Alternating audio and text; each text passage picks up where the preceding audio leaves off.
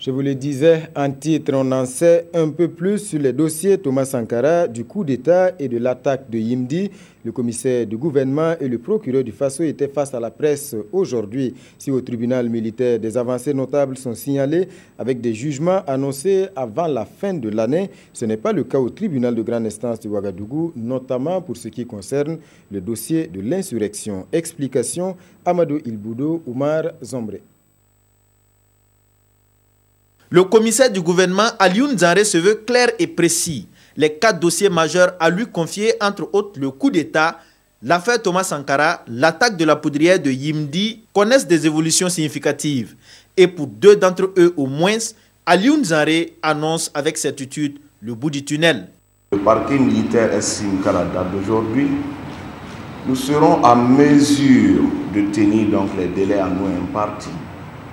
Car d'ici la fin de l'année, très probablement, nous allons commencer par traiter au moins 2 des 4 dossiers qui sont pendants donc devant notre juridiction. L'affaire Thomas Sankara connaît aussi des avancées majeures malgré certaines difficultés, dont la plus grosse liée au temps.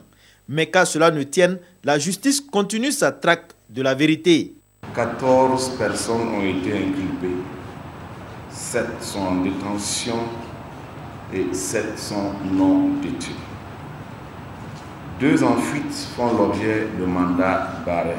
Le coup d'État de septembre 2015 constitue également un autre gros dossier de la justice militaire. 29 témoins auraient été entendus et des personnes sont déjà inculpées. 85 personnes ont été inculpées à la date d'aujourd'hui. 39 sont en détention préventive. 12 sont non détenus. 34 sont en liberté provisoire. 10 sont en fuite et font l'objet donc de mandats d'arrêt internationaux. Si les dossiers avancent bien à la justice militaire, cependant, quelques difficultés sont à constater dans les dossiers liés à l'insurrection populaire du 30 et 31 octobre 2014. Au cours de l'instruction, les juges ont été confrontés à des difficultés quant à la disposition et à l'occupation des différents postes et citent pas les forces de maintien de l'ordre positionnées en ces lieux.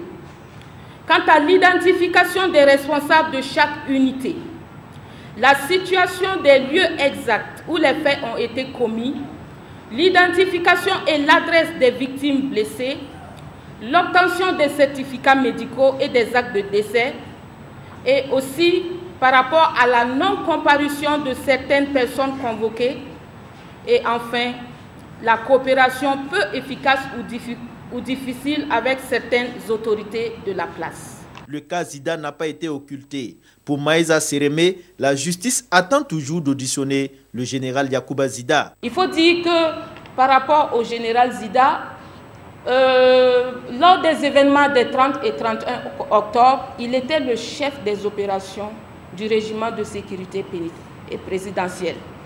C'est dire que c'est lui qui menait les opérations, c'est lui qui était le chef de corps adjoint et qui donnait des instructions au RSP.